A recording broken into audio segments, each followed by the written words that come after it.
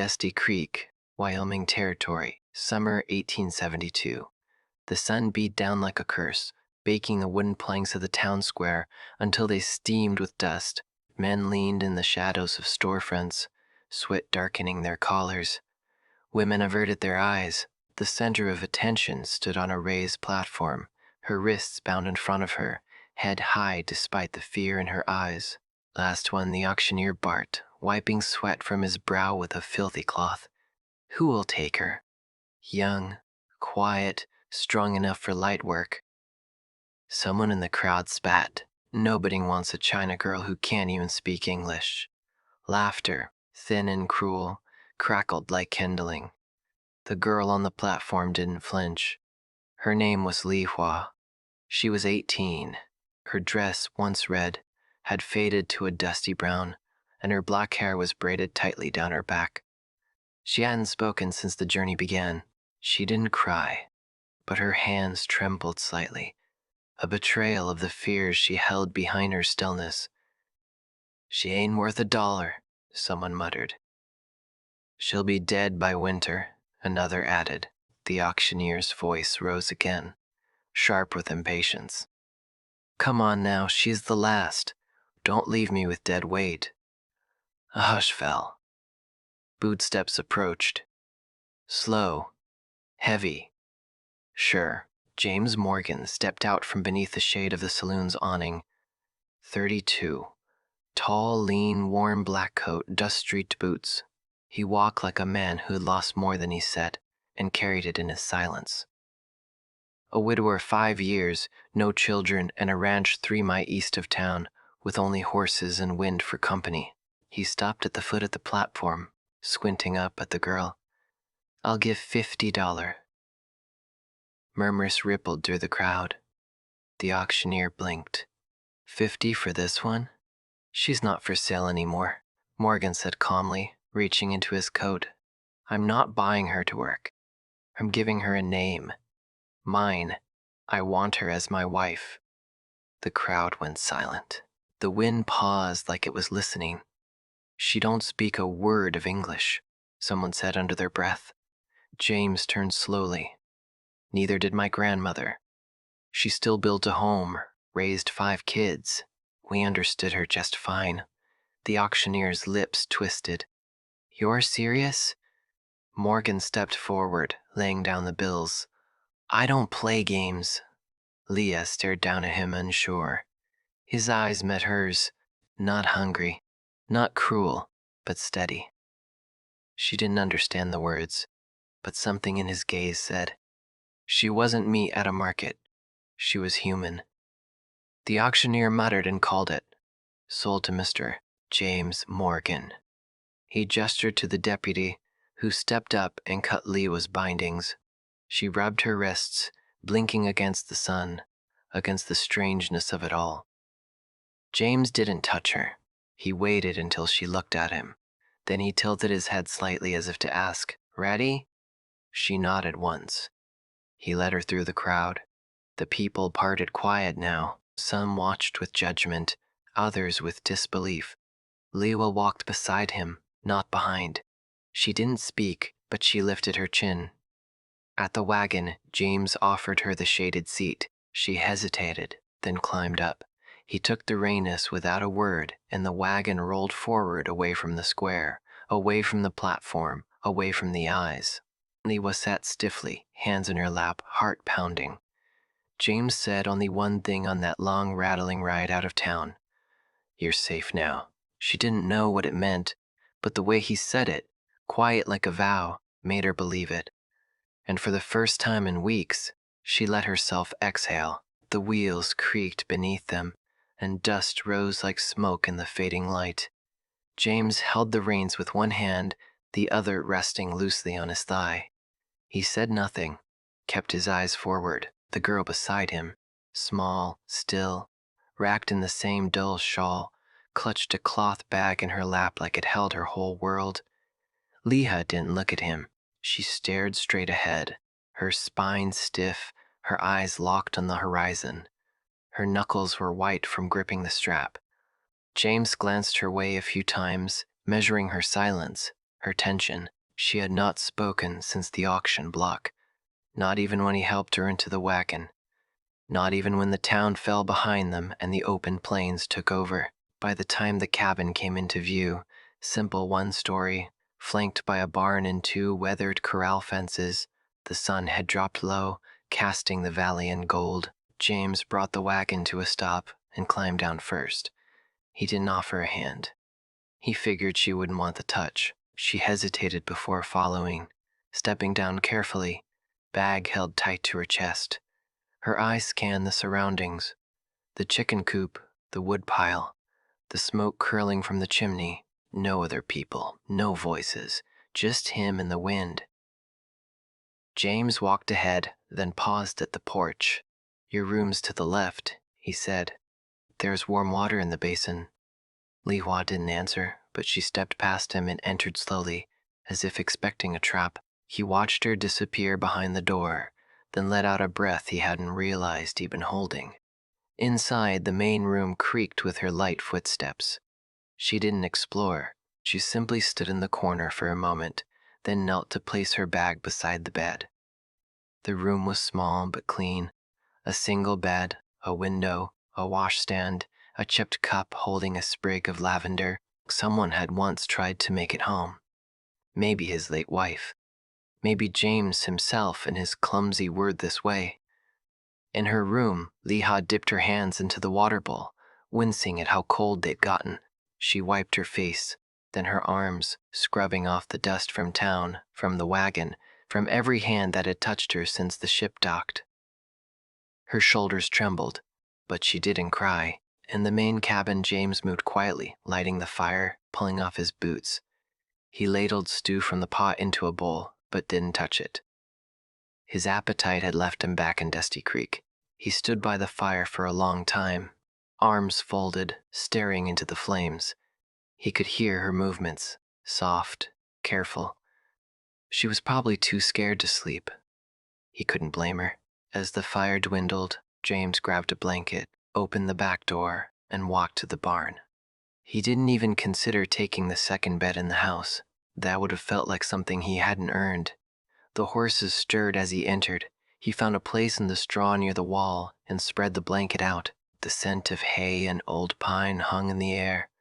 He lay down, staring up at the rafters, letting the ache of the day settle in his bones. Inside, Lewa curled beneath the blanket, eyes wide in the dark. She had not taken off her shoes. She could hear nothing but the crackle of embers and the creak of wood. No footsteps, no heavy breathing from the next room, no man in the shadows. She crept to the window and looked out. In the moonlight, she could see the outline of the barn door closed, and beyond it, faint orange light flickering through the cracks. He was out there. She didn't understand everything he'd said, but she understood enough. He wasn't sleeping in the house. He was giving her space. She returned to bed, wrapped the blanket tighter, and pressed her cheek to the pillow. The scent of cedar, faint and unfamiliar, clung to the fabric. Her eyelids grew heavy. The silver moon aided the palm foliage, the sun maligned. The first kindness. Morning came early in the valley, long before the sun fully rose above the hills. The sky blushed pale gray, and the first birds stirred in the brush. Li Ha moved like a shadow through the yard, her feet bare, her shawl wrapped tight. She carried 2 metal pails, one in each hand, filled with cold water from the stream that ran near the back field. The handles creaked softly. She made no sound. James watched from the barn, half hidden behind a beam, arms crossed. He had been doing that most mornings, just watching, not in a way that pressed or pried, just quietly, with something like respect. He always returned before the house fully stirred, laid out the vegetables. She'd pulled from the dry garden rows, carrots, a few onions, some wilted greens, and disappeared into her room again. Never asked for anything, never spoke. He, in turn, never knocked. He left warm bread, boiled eggs, and black tea on a wooden tray outside her door every morning, steam curling up into the hallway. She never took the tray while he watched, but when he came back an hour later, it was always empty. This quiet became their rhythm. Days passed. One morning, when he went to retrieve the tray, something new rested atop it, a folded square of linen stitched with small, delicate red thread. A handkerchief. The edges were uneven but careful. A single flower bloomed in the corner. He turned it over once, then twice, his hand slowing. No words, just thread. But it said more than silence ever could. That evening he cooked supper. Nothing fancy, just rabbit stew and fresh bread, and placed an extra bowl on the table, not beside his own, but across like an invitation with space. She did not come, but later when he stepped out to tend the horses, the extra bowl was empty and clean. He smiled. That night he didn't sleep in the barn. Instead, he took the blanket and laid it out near the hearth on the floor of the main room, just close enough for warmth, just far enough to not intrude. She heard him. She always did, but she didn't protest. She let the light from the fire flicker through her door. The next day, the silence between them felt softer. She began to stay longer in the kitchen, quietly rinsing vegetables or drying herbs from the window hook. She still didn't speak, but her presence was no longer ghost-like. It began to notice small changes.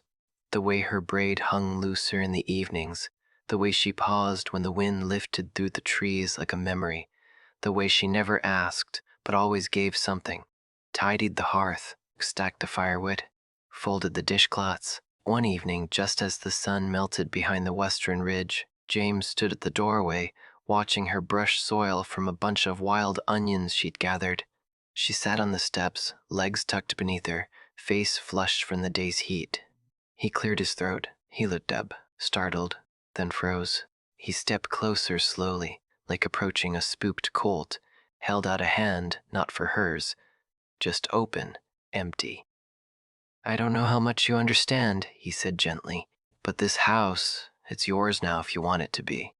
You don't have to keep packing your things. You don't have to keep sleeping like you're ready to leave." She stared at him, unblinking. Then slowly, so slowly, she lowered her gaze. Not in fear, in something else. Gratitude. A breath escaped her lips, not quite a word. Her shoulders trembled once and she clutched the onions tighter to her chest. James didn't step closer. He just nodded once, turned, and went back inside. Later that night, when she passed through the main room, she found the red-stitched handkerchief tucked neatly beside a bowl of tea, waiting on the table, and beside it, another folded cloth, blank, waiting for her next message. The dry season had settled over the land like a second skin. Cracked, relentless, and full of silence. The fields hadn't seen real rain in weeks, and even the chickens scratched with half-hearted effort, as if too tired to bother. But inside the ranch, something softer had begun to bloom. James didn't push. He never did. But each morning, he showed her how things worked. He demonstrated with patience, never raising his voice, never assuming she understood until she showed him she did. And slowly Lahore responded. They started with the chickens. James guided her hands gently, showing her how to mix the feed, oats, cornmeal, and grit, how to scatter it just right so the birds didn't peck each other to pieces. He showed her the rhythm of the task, the small details that kept the birds laying, that kept the eggs from cracking. She listened without a word, watching him carefully, nodding when she understood. Sometimes she would mimic the gesture with exaggerated slowness, waiting for his nod in return. Then came the cows. He led her to the barn where the old brown milk cow stood chewing with lazy indifference. James crouched beside her and demonstrated how to place the stool just so, how to squeeze and pull gently, how not to jerk.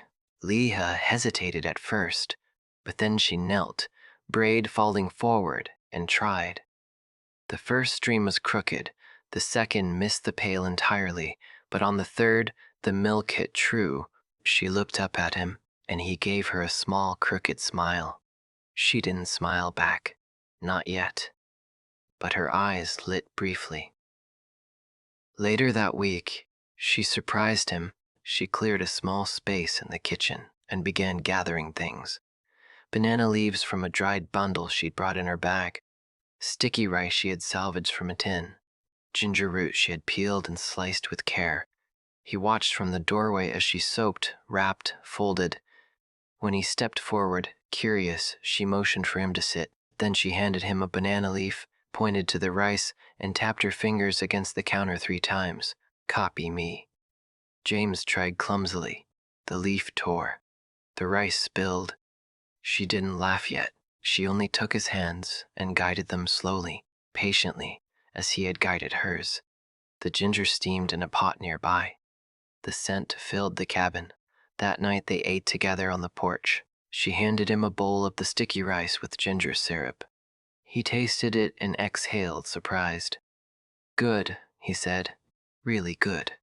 She looked down, but her hands stilled for a moment, the smallest hint of pride softening her shoulders.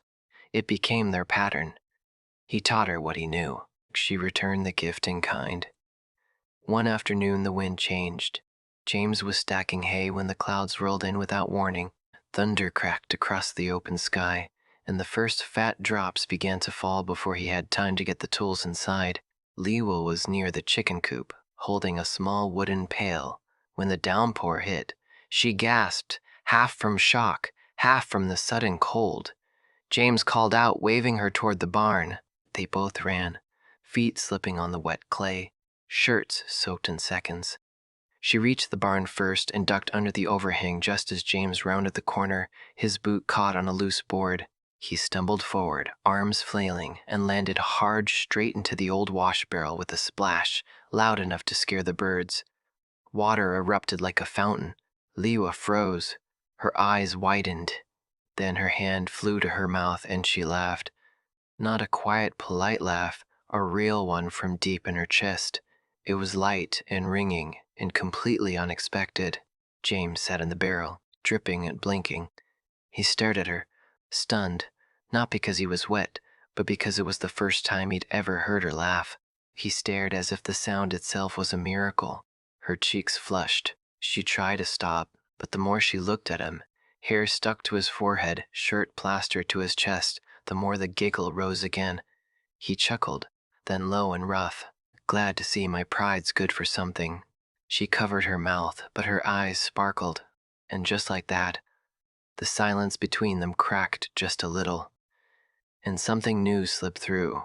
That night, as rain tapped soft against the roof and the fire warmed the cabin, James sat across from her, still drying his boots, and she handed him a small towel, one she had embroidered with a tiny raindrop in red thread. He looked at it, then at her, and smiled. This time she smiled back. James returned from the fields at dusk, dusty hands calloused, hoping for the stillness of evening. Inside, Li Hua sat at the small wooden table, charcoal in hand, and a stack of paper spread before her. The pale lamplight tracing her careful strokes.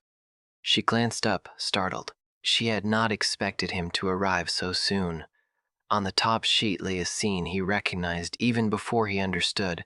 A village caught in flames, thatched roofs consumed by fire. Li Hua's hand trembled slightly as she drew the smoldering beams. She moved to another page, sketching a small boy, thin, arms outstretched, mouth frozen in a silent cry. A locket hung delicately around his neck. The third drawing showed a train trailing into the horizon, a lone girl clutching a small bundle amid boxcar. James cleared his throat softly. She looked away, her mouth pressed tight. He didn't ask. He simply took a seat beside her and watched as she folded each drawing with solemn deliberation, tucking them into a folded cloth. His presence was patient, waiting without pressure. When she finished, she unfolded the largest image, the burning village, and pressed it forward. Her finger traced the flames, then moved to the figure of the girl holding the boy's hand on a distant hill, then followed the train. He saw her story. Loss, escape, exile. She placed head on table, ragged breaths, shaking the cloth. He waited, giving her time. At last, she lifted her gaze, eyes red but unswerving. He reached out, smoothing the drawing, tucking it carefully into his breast pocket. His hand paused there, silent promise that no words were needed. She blinked in surprise. He nodded once and stood, Later, by firelight, he gathered scrap timber and set to work. He fashioned a small wooden box, edges smoothed, splinters sanded away, a simple lid carved with care. Inside, he placed the folded drawings, and beside them, a comb of polished wood, each tooth fine and even, crafted by his own hands. He shut it with confidence and brushed sawdust from his trousers. Crouched that night by the hearth's glow, Leowa stared into nothingness, lost in memory and longing. James placed the wooden box between them. She looked up, puzzled. He lifted the lid, revealing her drawing and the comb. He lifted the comb and pressed it into her hand. Smooth, unspoiled wood warmed by his touch. His voice was low and even. Your past does not have to disappear, but your future, if you will, it can begin here. Her eyes widened as words caught in her throat. He squeezed her fingers gently. She nodded, tears gathering, yet a fragile smile forming at her lips. The next evening, with twilight draping the sky, Leda sat at the table, a small notebook open before her. James leaned in the doorway watching. She raised a page where two careful English words stood. Thank you. Her voice was hesitant but clear. Thank you. He closed the notebook softly and replied, You're welcome. After that, nightly lessons began. James admitted he'd never ventured far enough to learn another tongue. Laiwa hummed hymns in Mandarin, melodies of her homeland drifting through the quiet. He guided her through English essentials, days of the week, animal names, asking for water or warmth. She mimicked each word, brow furrowed in concentration until her pronunciation rang true. He quietly applauded. In turn, she taught him Mandarin. He stumbled over its tonal intricacies, but her laughter, soft, genuine, encouraged him. She taught one evening, pointing to his chest. Heart, he repeated until she nodded. Satisfied, one dawn, he found her at the door, hair loose, eyes bright in the early light. He carried a bucket of water. She smiled and simply said, Thank you. The moment was small, but it spoke volumes. From then on, morning meals became shared rituals. Warm bread and tea, the wooden comb resting beside her plate like a silent emblem of their bond. In the corner of his ranch, new roots were taking hold, nourished by mutual trust, patience, and kindness that bridged history and language. And in the hush of night, when wind rattled the rafters, neither was alone anymore. Dusty Creek stirred with whispers long before the sun rose. Word traveled fast in towns like this, faster than trains, faster than truth. By breakfast, every saloon and dry goods store buzzed with the same line. Morgan's got himself a Chinese wife. They said it with scorn, with laughter, with disbelief. It reached every porch and poker table. No one cared that she was quiet or small or walked with her eyes lowered. They only saw a difference and judged it. At midday, Leha stepped onto the main street to fetch supplies. Her soap-trimmed sash caught the sun delicate against the dust. She felt the silence close in as she passed, the unnatural stillness of eyes lingering too long, of heads turning but not speaking. The whisper of boots scraping wood followed her like a ghost. Near the saloon, a group of men blocked her way. Whiskey flushed their faces. Cruelty shone in their grins. Hey, Teresa, one jeered, twisting her name into something foreign. Bring any dumplings with you? Or maybe Morgan keeps them in her sleeves? Another chimed in.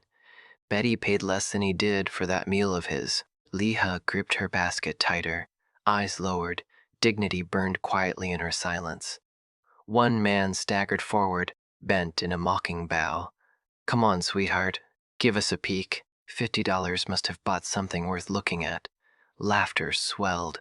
The others clapped and snorted. Lewa backed away, basket trembling in her hands. She blinked against the tears. Then suddenly he was there. James. No words, just his presence. Just the firm clasp of his hand over hers. Just the steel of his body stepping between her and them. The crowd stilled. No one spoke now. James didn't raise his voice. He didn't need to. His eyes, hidden beneath the brim of his hat, said enough. He turned, keeping Liwa close, and walked her down the boardwalk. She followed, barely breathing. Back home, the silence lingered, but it was warmer. James guided her to the kitchen table. She sat without speaking. He knelt to remove her slipper, tying it gently. She pressed a hand to her chest, unable to meet his gaze. Then slowly he crossed the room. From inside his coat, he unwrapped a worn, leather-bound Bible and laid it before her. She looked at him puzzled. He opened it. Tucked inside was a single folded document. Liwa stared. It was a marriage certificate, her name beside his in slow, careful English letters, signed, witnessed, real. She reached out, fingers hovering over the paper, then touching it lightly. Her name in ink, not whispered, not passed in secret, written. James spoke, voice low, steady. "We'll have a ceremony. If you want it, not for the town. For you." She looked up at him, eyes wide. "Why?" she asked, barely audible. He stepped closer, brushed a lock of hair from her face. "Because you deserve better than stairs. Because I believe in who you are, and because," his voice faltered just slightly, "because I love you." She pressed the certificate to her chest, tears shining now. "Yes," she whispered, "I want that." James placed the paper on a clean page in the Bible, then closed it gently, reverently. They sat at the table, the wind rattling faintly outside, the fire snapping in the hearth. He took her hand again. She did not pull away. In that kitchen, love wasn't loud. It wasn't grand. It didn't need to be. It just was. And in Leah's chest, something rooted, something strong and steady, and finally hers. The sun rose gently behind the ridge, brushing the sky in soft pinks and gold, as though it too understood the quiet semity of the day. Under the sprawling branches of an old oak tree behind the house, James stood waiting. He had combed his hair, shaved with care, and wore the same black coat he had worn to his brother's wedding nearly a decade earlier. It was tight at the shoulders now, but clean, respectful. Li Hua stepped into the clearing moments later. Her dress was simple ivory linen that had once belonged to James's late mother, refitted and hand-stitched by her own patient hands. She wore no veil, only a small comb carved from cedar, holding her hair away from her face. Her cheeks were flushed, not from makeup, but from morning wind and shy anticipation. They stood beneath the oak, its limbs creaking softly above them, and waited in silence. The only other soul present was Reverend Moore, a retired circuit preacher who'd baptized half the valley. He wore a threadbare collar and smelled faintly of tobacco and old rain. His voice, when he spoke, was as steady as the tree they stood beneath. "No choir," he said gently, flipping open a small Bible. "No pews, but the Lord listens better when it's just heart and earth." James took Leah's hands in his and her fingers closed around his with a light trembling. He looked at her, not just the woman who had once stood trembling in the heat of a town square, but the woman who now looked back at him with trust shaped by days of silence and evenings full of learning a language together. "You have brought more life to this land than rain ever has," he whispered. She smiled, and for the first time whispered back, "Thank you for not leaving me where they did." Reverend Moore said the words, simple and sacred. They exchanged no rings, but when he pronounced them husband and wife, James reached into his coat pocket and placed a red silk ribbon around her wrist. "From your mother's basket," he murmured. "You left it in the corner cupboard." She looked down at the ribbon, touched it to her lips, and nodded. Afterward, they shared tea from chipped porcelain cups on the porch. No guests, no music, only the soft rustling of dry grass and the occasional creak of the oak behind them. The tea was warm. The silence was enough. Then James stood, took a shovel from beside the porch, and gestured to the spot they had cleared the day before. Together they planted a young red plum tree. Its roots were bundled in burlap, its leaves barely sprouting. Luan knelt beside him, brushing the dirt with her bare hands, her wedding dress trailing in the earth. She whispered something in Chinese, a blessing or maybe a prayer, and patted the soil around the roots. They watered it together. The next day, she hung a small wind chime made of bamboo by the door. It had been hidden in her trunk since she arrived wrapped in cloth, silent until now. When the wind stirred, it let out soft, high tones, like laughter heard from a distance or a memory made of light. Every time it rang, James looked up from wherever he was, mending fence, stirring oats, brushing down the horses, and smiled. That evening, as twilight folded over the land, James took a knife from his belt and walked to the porch. Li Ha followed, curious. He knelt at the wooden beam just beside the door and carved slowly, carefully. She stood behind him, arms folded over her chest, breath held in her throat. He worked until the sun vanished, and when he stepped back, she saw what he had written: Home of James and Leah, where no one is for sale. Her breath caught. She touched the carving with her fingertips, tracing each letter. A tear slid down her cheek and landed on the fresh cut of the word home. He looked at her. It's yours too now, he said simply. She did not reply with words. Instead, she wrapped her arms around him from behind, rested her head between his shoulder blades, and closed her eyes. For the first time, the land felt still, not like a cage, not like a station between two ends of escape, but still like soil before planting, like a heart ready to take root. And when the wind came again, the bamboo chimes answered soft and clear, as if they too were finally home. Years passed like wind brushing the plains, quiet, certain, shaping life without asking permission. The Morgan Ranch did not grow through cattle or acreage, but through quiet moments. The red plum tree blossomed each spring. James built a bench beneath it. Lewa planted jasmine beside it. They sat together in the cool dusk, letting the wind and chimes speak for them. They flew to Frankfurt, and over the winter months they left the wind and chimes speak for them. Dusty Creek changed too. It started the day Leah stood in the church back room, offering to teach children how to write their names in Chinese. It's not just writing, she told the hesitant parents. It's memory. At first, only a few came, then more. She taught brushstrokes, patience, meaning. They called her Miss Lee.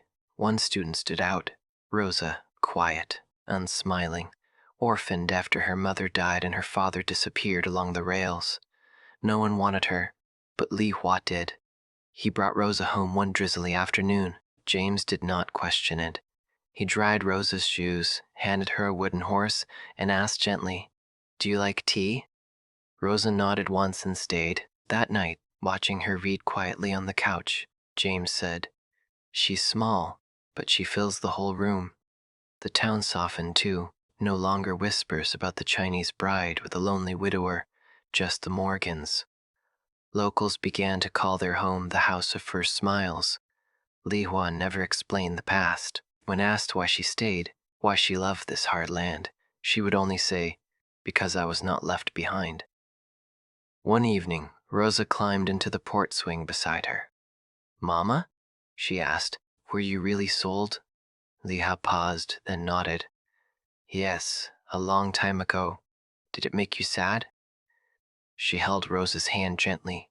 "It did, but then a man stood up, not to buy me, but to give me a name, not with money, but with kindness." Rosa's eyes blinked. "So, he gave you a home?" "Yes." Liwa smiled. "Exactly." James stepped onto the porch just then, brushing sawdust from his sleeves. "Everything all right?" Leah nodded. "We were talking about beginnings." Later, after Rosa had gone to sleep, James found Li Hua by the fire, holding the drawing she had made long ago. The burning village, her brother's face. "You kept it," he said softly. "I had to," she replied. "It's where I began, but now." She placed the paper back into the wooden box beside the comb, the ribbon, and a dried plum blossom. "Now I know where I'm going." James touched her hand. "With me, with you, with her, and anyone else who needs a place. He smiled. We'll need a bigger table. We'll build one, she said. Outside the chimes danced. Inside the fire glowed warm. And for the first time since that day on the auction block, Liua knew she belonged. Not to a man, not to a town, but to love. If the story of a man who only wanted peace, and a girl sold like property yet given back her name and a home touched your heart, don't forget to hit subscribe to the Wild West Love Stories channel. Here we tell love stories written in dust and silence, but burning deep, where promises are kept, not with words, but with actions, and where love, once chosen, outlives time and fear. You'll find more than romance. You'll find people who stood beside each other when the world gave them every reason not to. Wild West love stories, where hearts belong to those who dared to love across borders, blood, and silence. We'll see you in the next story.